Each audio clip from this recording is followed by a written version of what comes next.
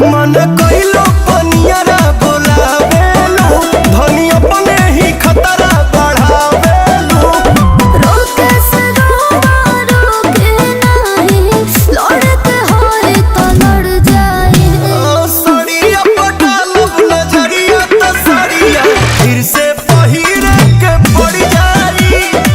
सड़िया पटालब नजरिया तो सड़िया फिर से पहिरे के पड़ जाई। पड़ जाई।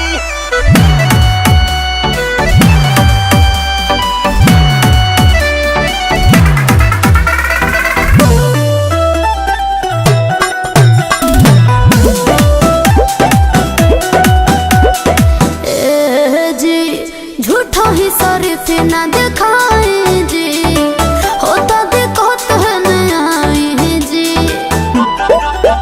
रगला